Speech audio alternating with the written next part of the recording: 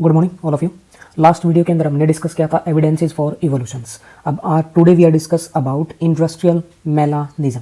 जो industrial melanism है, इसकी कहानी कहाँ से स्टार्ट हुई है? ये स्टार्ट हुआ था अपना इंग्लैंड के अंदर। इंग्लैंड, अब इंग्लैंड के अंदर एक टाइम पीरियड है, कौन कौन सा? 1820 से 1840। समझ में चीज़? अब जो 1820 के टाइम पे इंग्लैंड के अंदर एक ट्री क्या कर रहा था? ग्रो कर रहा था। ये एक ट्री था जो उस टाइम पे क्या कर रहा था? इंग्लैंड के अंदर ग्रो कर रहा था। इस ट्री का नाम है फिग ट्री। समझ में चीज? बिफोर 1820, 1820 से पहले इंग्लैंड के अंदर कोई पॉल्यूशन नहीं था। तो इंग्लैंड अपना कैसा था? पॉल्यूशन फ्री था। अगर पॉल्यूशन फ्री था तो इंग्लैंड पे इस फिग ट्री के ऊपर एक लाइकन ग्रो कर पा रही थी, जिसका नाम क्या था? Grey lichen. अब लाइकन हमें पता है म्यूचुअल इंटरेक्शन होता है किसके? इसका फंगस का और एल्गी का। और लाइकन को ही क्या बोलते हो? इंडिकेटर स्पीसीज बोलते हैं, जो किसको इंडिकेट करती है? पॉल्यूशन को इंडिकेट करती है। जो अपना 1820 से पहले इंग्लैंड के अंदर क्या था? कोई पॉल्यूशन नहीं था, तो वहां पे क्या कर पा रही थी? इस फिग ट्री के ऊपर ये ग्रे लाइकन क्या कर पा रही थी? ग्रो कर पा रही थी। समझ में चीज? और इसी टाइम पे इंग्लैंड के अंदर एक इंसेक्ट भी क्या कर रहा था? सर्वाइव कर रहा था, जिसका नाम क्या था? बिस्टन बेटुलेरिया। ये इंसेक्ट था। इसका सेकंड नेम क्या है? इसको बोल सकते हो पिपर्ड मोथ। पिपर्ड मोथ। अब जो पिपर्ड मोथ दो टाइप के थे। एक तो अपना क्या था? ग्रे फॉर्म था। समझ में चीज? अब ग्रे फॉर्म को क्या बोल सकते हो? टिबिका फॉर्म। समझ में? और एक था अपना ब्लैक फॉर्म। ब्लैक फॉर्म को क्या बोल सकते हो? कार्बोनी फेरस फॉर्म। ये दो टाइप के मोथ उसी टाइम पे क्या कर रहे थे? सर्वाइव कर रहे थे किसके अंदर? इंग्लैंड के अंदर। अब जिस टाइम पे इंग्लैंड में पॉल्यूशन फ्री था, पॉल्यूशन फ्री कब था? 1820 से पहले। अब 1820 से पहले अगर कोई पॉल्यूशन नहीं था तो ग्रे लाइकन क्या कर पा रही थी? ग्रो कर पा रही थी। और उस ग्रे लाइकन की प्रोटेक्शन के अंदर कौन सा मोथ ग्रो कर पा रहा था? ग्रे मोथ, जिसको क्या बोलते हो? टिबिका फॉर्म। जो मोथ था वो इसकी प्रोटेक्शन में क्या कर पा रहा था? ग्रो कर पा रहा था। इस टाइम पे हम बोल सकते हैं कि जो अपना पॉल्यूशन फ्री था, तो उस टाइम पे फेवर कौन से मोथ को मिल रहा था? Favoured before 1820। अब 1820 पॉल्यूशन फ्री था, ग्रे लाइकन ग्रो कर पा रही थी। ग्रे लाइकन की वजह से कौन सा मोथ अपना फेवर कर पा रहा था? ज्यादा ग्रोथ कर पा रहा था? टिबिका फॉर्म। क्यों? कि जो अपनी लाइकन का कलर भी कैसा हो गया? ग्रे हो गया। और मोथ का कलर भी कैसा हो गया? ग्रे हो गया, जिसकी वजह से प्रीडेटर को ये मोथ क्या नहीं कर रहा था? दिखाई नहीं दे रहा था। समझ में चीज? और उस टाइम पे ब्लैक फॉर्म को क्या कर रहे थे? प्रीडेटर खा रहे थे। तो ब्लैक फॉर्म की या कार्बोनी फॉर्म की जो कंसंट्रेशन थी या जो पॉपुलेशन थी वो क्या होगी थी? कम होगी थी। और ग्रे फॉर्म की पॉपुलेशन क्या होगी थी? ज्यादा होगी। तो उस टाइम पे 1820 से पहले नेचर ने किसको सिलेक्ट किया था? ग्रे फॉर्म को सिलेक्ट किया था, टिबिका फॉर्म को सिलेक्ट किया। समझ में ये बात? अब नेक्स्ट देखते इसी के अंदर ड्यूरिंग 1820 टू 1840, इस टाइम के अंदर किस चीज का रिवॉल्यूशन आया? इंडस्ट्रियल रिवॉल्यूशन हुआ। Industrial revolution. इंडस्ट्री वगैरह लगनी स्टार्ट होगी। इंडस्ट्री लगेंगी तो उसकी वजह से पॉल्यूशन क्या हो गया? बढ़ना स्टार्ट हो गया। अगर पॉल्यूशन ज्यादा होएगा तो लाइकन की क्या होगी? डेथ होगी। समझ में आई? अब हमने पता है लाइकन अपनी कैसी होती है? पॉल्यूशन इंडिकेटर स्पीसीज है, उसकी क्या होगी? डेथ होगी। अब ये जो पॉल्यूशन हाई हुआ तो उसकी वजह से जो अपना फिग ट्री था, फिग ट्री के ऊपर क्या हो गया? Black carbon deposited on stem of tree. Tree के स्टेम के ऊपर ब्लैक कार्बन क्या हो गया? डिपॉजिट हो गया, जिसकी वजह से इस टाइम पे इंडस्ट्रियल रिवॉल्यूशन के टाइम पे जो अपना ब्लैक फॉर्म था उसको तो क्या मिला? फेवर मिला। अब ये ब्लैक फॉर्म दिखाई नहीं दिए किसको? प्रीडेटर को दिखाई नहीं दिए। अब प्रीडेटर को डायरेक्ट कौन दिखाई दे रहा था? ग्रे फॉर्म दिखाई दे रहा था। तो प्रीडेटर ने किसको खाना स्टार्ट कर दिया? ग्रे फॉर्म को क्या कर दिया? खाना स्टार्ट कर दिया। तो जो इंडस्ट्रीज के बाद नेचर ने किसको सिलेक्ट किया? कार्बोनी फॉर्म को सिलेक्ट किया। तो क्या लिख सकते हैं इसमें? Favoured during 1820 to 1840 and after that। After that. समझ में आई चीज। और आज तक किसको फेवर मिल रहा है, अपना ब्लैक फॉर्म को क्या मिल रहा है, फेवर मिल रहा है। समझ में आई बात। ये था अपना एक इंडस्ट्रियल मेलानिज्म। समझ में आई चीज। नेक्स्ट टॉपिक है फिर अपना, जो डार्विन ने क्या बताया था, एक थ्योरी दी थी डार्विन ने जिसका नाम क्या था, नेचुरल थ्योरी या natural selection theory. Natural selection theory. अब जो नेचुरल सिलेक्शन थ्योरी क्या थी इसको देखते हैं। इसमें फर्स्ट पॉइंट इसने क्या बताया था कि जो evolution is not a goal directed process. समझ में आई। अब डार्विन ने क्या बताया था कि जो इवोल्यूशन अपना क्या नहीं है, गोल डायरेक्टेड नहीं है, तो इवोल्यूशन अपना क्या हो सकता है, किसी भी डायरेक्शन में क्या कर सकता है, चल सकता है या परफॉर्म हो सकता है। इट में अकर इन एनी डायरेक्शन। एक तो फर्स्ट पॉइंट ये बताया था नेचुरल सिलेक्शन के अंदर। सेकंड पॉइंट क्या बताया, सेकंड पॉइंट देखते हैं। Selection always occurs on given condition. अब जो नेचर जिसको भी सिलेक्ट करेगी वो कौन सी कंडीशन को देख के सिलेक्ट करेगी, उसकी प्रेजेंट कंडीशन को देख के क्या करेगी, सिलेक्ट करेगी। समझ में चीज। अब थर्ड पॉइंट क्या बताया इसने, जीन्स या अडेप्टेशन बोल दो चाहे, adaptation are not acquired but inherited. जो हम जीन है वो क्या नहीं कर सकते, एक्वायर नहीं कर सकते। जीन अपने क्या होते हैं, इनहेरिटेड होते हैं। किससे मिलते हैं, अपने फादर मदर से। जीन्स किसके अंदर ट्रांसपोर्ट होंगे, बच्चे के अंदर क्या होते हैं, ट्रांसपोर्ट होते हैं। नेक्स्ट पॉइंट क्या बताया फिर, variation comes due to mutation which is a random phenomena। समझ में आई जी। जो वेरिएशन है, वेरिएशन किसकी वजह से आएगी, म्यूटेशन। और म्यूटेशन अपने कैसी प्रोसेस है, रैंडम प्रोसेस है। कहीं भी किसी भी जीन में क्या आ सकता है, म्यूटेशन आ सकता है। और नेक्स्ट पॉइंट फिर क्या बताया, डिफरेंशियल रिप्रोडक्शन। अब डिफरेंशियल रिप्रोडक्शन का मतलब क्या है, दूसरों के कंपेयर में अगर कोई भी ऑर्गेनिज्म क्या करे, ज्यादा से ज्यादा क्या करे, रिप्रोडक्शन करे। और इसी के अंदर कौन सा है, डिफरेंशियल सर्वाइवल। अगर कोई भी ऑर्गेनिज्म ज्यादा से ज्यादा रिप्रोडक्शन करेगा, अगर ज्यादा रिप्रोडक्शन करेगा तो वो दूसरों के कंपेयर में ज्यादा टाइम तक क्या कर पाएगा, सर्वाइव कर पाएगा। ये दो चीजें क्या थी, मोस्ट इंपॉर्टेंट थी अपनी किसके अंदर, नेचुरल सिलेक्शन थ्योरी के अंदर। अब लास्ट पॉइंट डार्विन ने क्या बताया था नेचुरल सिलेक्शन थ्योरी के अंदर, कि जितने भी ऑर्गेनिज्म हैं, organisms are pre adapted for an unseen problem. अगर कोई भी प्रॉब्लम आती है तो उससे पहले से ही क्या होते हैं, वो ऑर्गेनिज्म अडेप्टेड होते हैं। समझ में आई बात। ये क्या थी अपनी नेचुरल सिलेक्शन थ्योरी के कुछ इंपॉर्टेंट पॉइंट्स हैं जो किसने बताए थे, डार्विन ने बताए थे। समझ में आई बात। अब नेक्स्ट टॉपिक अपना types of natural selection theory. अब types of natural selection theory में अपना फर्स्ट क्या आता है, फर्स्ट टाइप अपना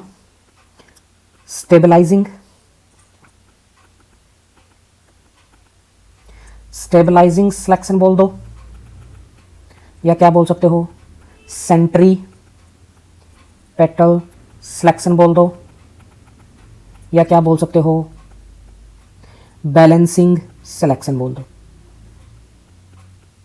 अब स्टेबलाइजिंग, सेंट्रीपेटल और बैलेंसिंग सिलेक्शन होता क्या है, जैसे फॉर एग्जांपल्स अपने पास मान लिया, कोई भी एक एग्जांपल ले रहा हूं मैं, ये अपनी मान लो उस टाइम पे ओल्ड अफ्रीकन पॉपुलेशन।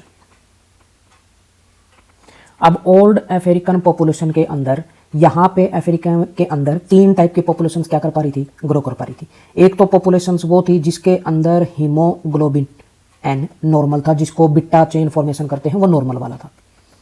एक पॉपुलेशन तो कुछ मेंबर तो ये प्रेजेंट थे। सेकंड मेंबर थे कौन से, जिसके अंदर एक हीमोग्लोबिन तो क्या था, नॉर्मल, और दूसरा हीमोग्लोबिन कैसा था, सिकल्ड सेल डिजीज वाला।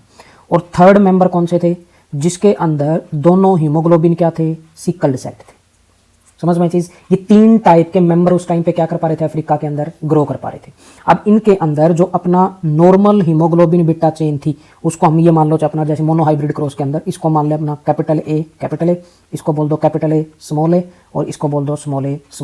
इन 3 जीन से मैंने इसको क्या कर दिया, रिप्रेजेंट कर दिया। जो अपना नॉर्मल हीमोग्लोबिन बीटा चेन था इस पॉपुलेशन के अंदर या इन मेंबर के अंदर उस टाइम पे कौन सी डिजीज हो रही थी, मलेरिया डिजीज क्या हो रही थी, अफेक्ट कर रही थी। अब इस मलेरिया डिजीज के कारण इस जीन वाले मेंबर की क्या होगी, डेथ होगी। समझ में ये चीज। और जो अपना सिकल्ड सेल्ड था, अब सिकल्ड सेल्ड वाले जो ऑर्गेनिज्म थे उनके अंदर कौन सी डिजीज हो रही थी, sickle cell anaemia. Sickle cell anaemia. अब सिकल सेल एनीमिया की वजह से इनकी भी क्या होगी, डेथ होगी। समझ में आई बात। अब जो अपना इंटरमीडिएट था, एक तो जीन क्या था, नॉर्मल हीमोग्लोबिन, और एक हीमोग्लोबिन क्या था, सिकल साइड। अब इन मेंबर के अंदर ना तो कौन सी डिजीज हुई, मलेरिया, नो मलेरिया और नो सिकल सेल एनीमिया। आई समझ में। अब इनके अंदर ना तो क्या हुआ, मलेरिया डिजीज हुई, ना ही सिकल सेल हुआ, तो ये क्या कर पा रहे थे, सर्वाइव कर पा रहे थे। अब नेचर ने किसको सिलेक्ट किया, इस इंटरमीडिएट को क्या किया, सिलेक्ट किया। उस टाइम पे उसके अकॉर्डिंग, उस इन्वायरमेंट के अकॉर्डिंग बेटर अडेप्टर कौन सा था, इंटरमीडिएट कंडीशन। समझ में आई। अब इसने डार्विन ने कुछ इसके अंदर क्या बताए हैं, इंपॉर्टेंट पॉइंट्स बताए हैं, वो देखते हैं। अब फर्स्ट पॉइंट क्या बताया इसने, देखते हैं। It is based upon concept of over dominance. अब ओवर डोमिनेंस का मतलब क्या है, वो नेक्स्ट पॉइंट में देखते हैं। ओवर डोमिनेंस क्या होता है, व्हेन हेट्रोजाइगोट। अब हेट्रोजाइगोट कंडीशन कौन सी होगी, कैपिटल ए स्मॉल ए वाली। Heterozygous zygote condition is better than both homozygote is known as over dominance. आई समझ में।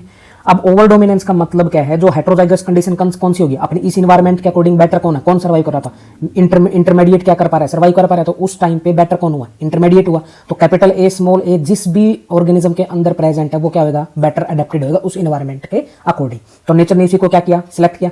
हेट्रोजाइगोट बेटर है किससे, दोनों के दोनों होमोजाइगोट से। अब दोनों के दोनों होमोजाइगोट कौन कौन से हैं, कैपिटल ए और स्मॉल ए। समझ में चीज। अब ना तो नेचर ने प्रॉपर कैपिटल ए को सिलेक्ट किया, ना नेचर ने स्मॉल ए को सिलेक्ट किया। समझ में भी। अब थर्ड पॉइंट क्या बताया था डार्विन ने, वो देखते हैं। इंटरमीडिएट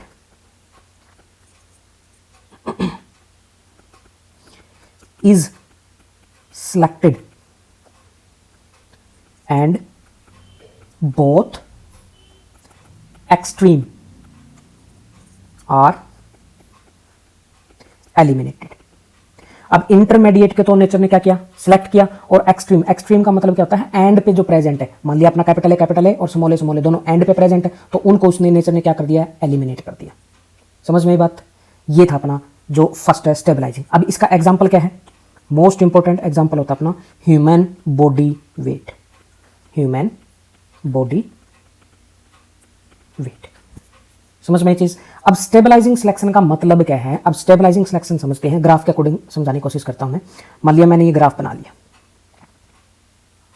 समझ में ये चीज। अब यहां पे क्या है, फिटनेस, और यहां पे अपने क्या है, मेंबर्स। अब उस टाइम पे, ओल्ड टाइम पे तीनों के तीनों क्या कर पा रहे थे, सर्वाइव कर पा रहे थे, कैपिटल ए स्मॉल ए। तो एक टाइम पे तीनों टाइप के ऑर्गेनिजम्स उस टाइम पे क्या कर पा रहे थे, सर्वाइव कर पा रहे थे। समझ में आई। अब ये तो अपने जो कैपिटल ए मलेरिया की वजह से मर गए थे, और स्मॉल ए सिकल सेल की वजह से क्या हो गई थी, इनकी डेथ हो गई थी। तो नेचर ने किसको सिलेक्ट किया था, इंटरमीडिएट को क्या किया, सिलेक्ट किया। समझ में चीज। तो ये जो अपना ग्राफ है, ग्राफ अंदर की साइड क्या हो गया, सेंटर की साइड क्या हो गया, फिक्स हो गया। समझ में चीज। इसी को क्या बोल सकते हो, सेंट्रीपेटल सिलेक्शन।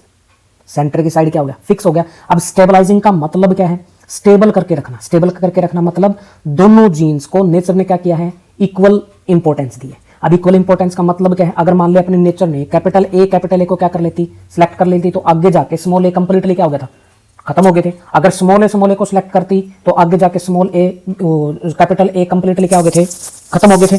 अब नेचर ने क्या किया, एक जीन तो कौन सा लिया, कैपिटल ए वाला, और एक जीन कौन सा लिया, स्मॉल ए वाला। तो दोनों जीन को इक्वल क्या दी, उसने वेटेज दी है, तो स्टेबल करके रखे हैं दोनों के दोनों जीन्स। समझ में चीज, ये था अपना स्टेबलाइजिंग सिलेक्शन, और इसी को क्या बोलते हो, सेंट्रीपिटल सिलेक्शन। अब सेकंड टाइप्स कौन सा अपना, सेकंड टाइप है डायरेक्शनल सिलेक्शन, या इसी को बोल सकते हो प्रोग्रेसिव सिलेक्शन, या इसी को बोल सकते हो डार्विनिज्म सिलेक्शन। समझ में, ये सेकंड टाइप अपना नेचुरल सिलेक्शन थ्योरी का। अब इसके अंदर मैं पहले एग्जांपल्स के थ्रू बता रहा हूं। अब मान लिया अपना नेचर के अंदर कुछ एक जीन ऐसा प्रेजेंट था, मान लिया मैं ए जीन मान रहा हूं, हाइपोथेटिकल एग्जांपल्स ले रहा हूं मैं। अब ए जीन है, अब ए जीन के कितने एलील होंगे, 2 एलील होंगे। एक तो क्या होगा, कैपिटल ए एलील, और एक क्या होगा, स्मॉल ए एलील। अब कैपिटल ए एलील है वो नॉर्मल प्रोटीन की क्या कर रहा है, प्रोडक्शन कर रहा है, नॉर्मल प्रोटीन की क्या कर पा रहा है, प्रोडक्शन कर पा रहा है। और जो अपना स्मॉल ए एलील है वो कौन से प्रोटीन की प्रोडक्शन कर रहा है, म्यूटेंट प्रोटीन की क्या कर पा रहा है, प्रोडक्शन कर रहा है।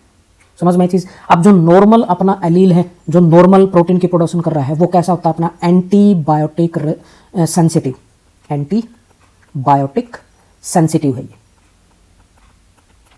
आई समझ में। और जो म्यूटेशन वाला प्रोटीन जो प्रोड्यूस कर रहा है वो कैसे होती है, अपनी एंटीबायोटिक रेजिस्टेंट, एंटीबायोटिक रेजिस्टेंस। अब एंटीबायोटिक रेजिस्टेंस का मतलब क्या ही, अपने एग्जांपल ले लिया। अब मैं डायग्राम के थ्रू समझाने की कोशिश करता हूं। मान लिया अपने पास एक पॉपुलेशन है, समझ में। अब इसके अंदर तीनों मेंबर क्या कर पा रहे हैं, ग्रो कर पा रहे हैं। इसी के अंदर तो है कैपिटल ए, इसी के अंदर है कैपिटल ए, स्मॉल ए, और इसी के अंदर है स्मॉल ए। समझ में चीज। अब हमने पता है जो कैपिटल ए वाला होगा वो कौन सा प्रोटीन कर रहा है, नॉर्मल प्रोटीन, और ये कैसा होता है, एंटीबायोटिक सेंसिटिव। और जो अपना स्मॉल ए है वो एंटीबायोटिक क्या है, रेजिस्टेंस है। तो हमने इस पॉपुलेशंस के अंदर क्या डाल दी, एंटीबायोटिक डाल दी। अब एंटीबायोटिक डाल ली तो जो नेक्स्ट जो पॉपुलेशंस के अंदर है, एंटीबायोटिक डालने की वजह से अब कैपिटल ए तो अपना क्या था, सेंसिटिव था, तो उनकी क्या होगी, डेथ होगी। अब ओनली क्या बचे थे यहाँ पे, ये तो कुछ बचे थे अपने कैपिटल ए, स्मॉल ए, और ज्यादा अमाउंट किसकी बची थी, स्मॉल ए की। समझ में आई बात। अब फिर सेकंड टाइम फिर हमने क्या डाल दी, एंटीबायोटिक डाल दी। अब एंटीबायोटिक की जो अपनी कंसंट्रेशन क्या कर दी हमने, थोड़ी ही हाई कर दी। तो एक सिचुएशन ऐसी आएगी कि जिसकी वजह से जो अपना कैपिटल ए, स्मॉल ए है वो भी क्या हो जाएंगे, डिस्ट्रॉय हो जाएंगे। समझ में, वो सभी की क्या हो जाएगी, डेथ हो जाएगी। क्यों कि जो अपना कैपिटल ए जीन है वो क्या था, अपना सेंसिटिव प्रोटीन रिप्रेजेंट कर रहा है, और जो स्मॉल ए है वो एंटीबायोटिक रेजिस्टेंस है। तो उसकी वजह से अब हमने सेंसिटिव कैपिटल ए वाला है तो अपने आप को एक्सप्रेस करेगा, तो हमने एंटीबायोटिक कंसंट्रेशन को क्या कर दिया, बढ़ा दिया, तो इसकी क्या होगी, डेथ होगी सारे के सारे। अब इस पॉपुलेशन के अंदर ओनली क्या बचा, स्मॉल ए कंसंट्रेशन के ऑर्गेनिजम्स क्या हुए, सर्वाइव कर पाए। समझ में ये चीज। अब जो इस एंटीबायोटिक के अकॉर्डिंग बेटर अडेप्टेड कौन है, स्मॉल ए वाले, तो नेचर ने किसको सिलेक्ट किया, स्मॉल ए को सिलेक्ट किया। अब डार्विन ने इस थ्योरी के अकॉर्डिंग या इस टाइप्स में क्या क्या बताया वो देखते हैं। अब फर्स्ट पॉइंट क्या बताया इसने, initially heterozygote and one of the homozygote is selected. अब स्टार्टिंग के अंदर हमने फर्स्ट टाइम जो एंटीबायोटिक डाली थी उसमें कैपिटल तो कंप्लीटली क्या हो गए थे, मर गए थे। अब जो अपनी सेकंड पॉपुलेशन जो बनी थी उसमें फर्स्ट टाइम हमने एक तो किसको सिलेक्ट किया था, नेचर ने हेट्रोजाइगोट को सिलेक्ट किया था, और एक किसको सिलेक्ट किया था, होमोजाइगोट को सिलेक्ट किया था। समझ में चीज। अब सेकंड पॉइंट क्या बताया इसने, सेकंड पॉइंट देखते हैं, when this selection operate for long, यही सिलेक्शन हमने बार बार क्या करते रहे, लंबे टाइम तक चलाते रहे, तो एक सिचुएशन ऐसी आएगी, one homozygote is selected and heterozygote is also eliminated. समझ में। अब हमने सेकंड टाइम एंटीबायोटिक की कंसंट्रेशन को क्या किया था, हाई किया था, जिसकी वजह से नेचर ने हेट्रोजाइगोट को भी क्या कर दिया, रिजेक्ट कर दिया, उनकी डेथ हो गई थी। अब नेचर ने किसको सिलेक्ट किया था, ओनली होमोजाइगोट को सिलेक्ट किया था। समझ में आई बात। अब इसके एग्जाम्पल क्या है, अब हमने जो पीछे किया था डार्विन की थ्योरी के अकॉर्डिंग, अब डार्विन ने जितने भी एग्जाम्पल बताए वो सारे के सारे इस सेकंड टाइप के क्या है, एग्जाम्पल है डायरेक्शनल वाले। समझ में। अब ग्राफ के अकॉर्डिंग समझाने की कोशिश करता हूं। अब ग्राफ में अपना क्या है, वही चीज है, ये अपना क्या है, ग्राफ है। यहाँ पे तो एक्स वाई एक्सिस पे तो क्या होगी, फिटनेस। यहाँ पे क्या है, capital A capital A capital A small A small A small A. अब फर्स्ट टाइम पे जो अपना नेचर किसको कर रही थी फेवर, शायद ज़्यादा कंसंट्रेशन किसकी थी, कैपिटल ए की, और फिर धीरे धीरे कम कंसंट्रेशन किसकी थी, कैपिटल ए स्मॉल ए, और सबसे कम किसकी थी, स्मॉल ए की। अब नेचर ने क्या किया, हमने एंटीबायोटिक डाली थी, एंटीबायोटिक डालने की वजह से अब कैपिटल ए की कंसंट्रेशन क्या होगी, कम, और कैपिटल ए की भी कंसंट्रेशन क्या होगी, कम, और हाई कंसंट्रेशन ओनली किसकी बची थी, स्मॉल ए की। जो अपना ग्राफ है, ग्राफ एक डायरेक्शन की साइड क्या हो गया, शिफ्ट हो गया। समझ में चीज, इसी को क्या बोलते हो, डायरेक्शनल सिलेक्शन या प्रोग्रेसिव सिलेक्शन या डार्विनिज्म सिलेक्शन। समझ में ये बात। अब नेक्स्ट अपना थर्ड टाइप। अब थर्ड टाइप क्या है अपना, डिस्ट्रक्टिव सिलेक्शन बोल दो, या डाइवर्सिफाइंग सिलेक्शन बोल दो, या बाय डायरेक्शनल सिलेक्शन। आई समझ में। अब इसके अकॉर्डिंग देखते हैं, हमने वही चीज मान लिया अपने ऊपर, हमने क्या माना था, कोई भी ए जीन प्रेजेंट। अब ए जीन के कितने एलील, 2 एलील हैं। अब ये ए जीन बीक साइज को क्या कर पा रहा है, कंट्रोल कर रहा है बर्ड्स के अंदर। समझ में चीज, बीक साइज को क्या कर पा रहा है, कंट्रोल कर पा रहा है। अब इसके 2 एलील हैं, कौन कौन से, कैपिटल ए स्मॉल ए। अब जो कैपिटल ए है उसकी बीक का साइज कैसा होगा, लार्ज, और जो कैपिटल ए स्मॉल ए है उसका बीक का साइज क्या होगा, ना तो लार्ज होगा और ना स्मॉल होगा, तो कैसा होगा, इंटरमीडिएट बीक साइज होगी, इंटरमीडिएट बीक। और एक क्या होगा, स्मॉल ए। इसमें जो बर्ड्स होंगी उनकी बीक का साइज क्या होगा, स्मॉल होगा। समझ में चीज। अब ये इन्वायरमेंट में क्या कर पा रहे हैं, सर्वाइव कर रहे हैं। अब इन्वायरमेंट के अंदर आप अपने कुछ प्लांट ऐसे हैं जो, एक तो प्लांट ऐसे हैं जो लार्ज सीड की क्या कर रहे हैं, प्रोडक्शन कर रहे हैं। कुछ प्लांट ऐसे हैं जो अपने इंटरमीडिएट सीड की क्या कर रहे हैं, प्रोडक्शन कर रहे हैं। और कुछ प्लांट ऐसे हैं जो स्मॉल सीड की क्या कर पा रहे हैं, प्रोडक्शन कर पा रहे हैं। समझ में चीज। अब जो लार्ज सीड है, लार्ज सीड को कौन से बर्ड्स खाएंगे, जिसके पास क्या है, capital A. Intermediate capital A small A वाले, और जो स्मॉल सीड को कौन खाएंगे, स्मॉल ए वाले। समझ में ये बात। अब कुछ टाइम के बाद इन्वायरमेंट के अंदर कुछ ऐसा चेंज आता है जिसकी वजह से जो इंटरमीडिएट सीड क्या हो गए, खत्म हो गए।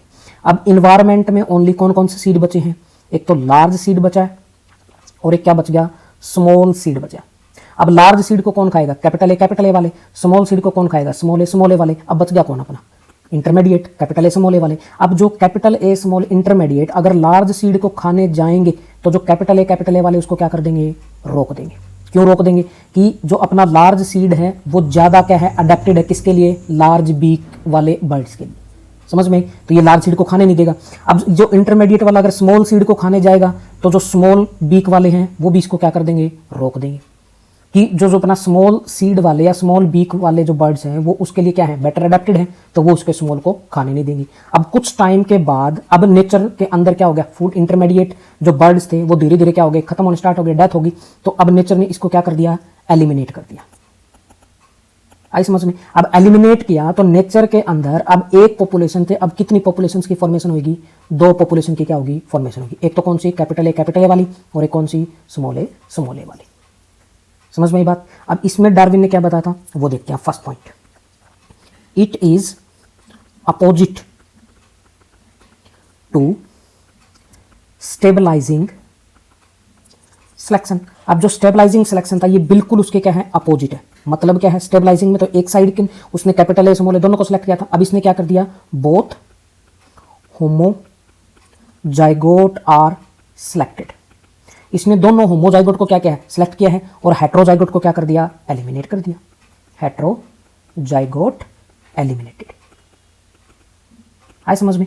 अब स्टेबलाइजिंग में तो हेट्रोजाइगोट को क्या किया था, सिलेक्ट किया था, और होमोजाइगोट को क्या किया था, एलिमिनेट किया था। अब नेक्स्ट क्या है, इसने ये किस पे बेस्ड, अपना कंसेप्ट ऑफ अंडर डोमिनेंस पे क्या है, बेस्ड है, अंडर डोमिनेंस। समझ में आई बात। अब अंडर डोमिनेंस के बाद अब इसने थर्ड पॉइंट क्या बताया, बोथ डायरेक्शन आर फेवर्ड।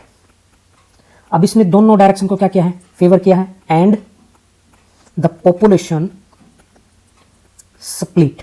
अब दोनों को अगर सिलेक्ट करेगा तो एक पॉपुलेशन बीच में से क्या होगी, ब्रेकडाउन हो जाएगी। एक पॉपुलेशन से कितनी पॉपुलेशन बन गई, 2 पॉपुलेशन बन गई। Into 2 mean population. समझ में आई बात। फिर इसने आगे क्या बताया, फिर जो अपना ग्राफ के अकॉर्डिंग देखते हैं। अब इसने ग्राफ वही चीज़ हमने बना लिया, ये तो क्या अपना फिटनेस। अब यहाँ पे नेचर के अंदर वही capital A capital A capital A small A small A small A. अब फर्स्ट टाइम पे तीनों के तीनों क्या कर पा रहे थे, सर्वाइव कर पा रहे थे। अब नेचर ने क्या किया था, अब किस किस को सिलेक्ट किया है, एक तो कैपिटल ए को सिलेक्ट किया है, और एक किस को सिलेक्ट किया है, फिर स्मॉल ए को सिलेक्ट किया है। अब जो अपना ग्राफ दोनों डायरेक्शन में क्या हो गया, शिफ्ट हो गया। समझ में, राइट साइड भी और लेफ्ट साइड भी। इसी को क्या बोलते हो, बाई डायरेक्शनल सिलेक्शन। समझ में चीज। ये था अपना एक छोटा टॉपिक, नेचुरल सिलेक्शन या types of natural selection. Thank you all of you.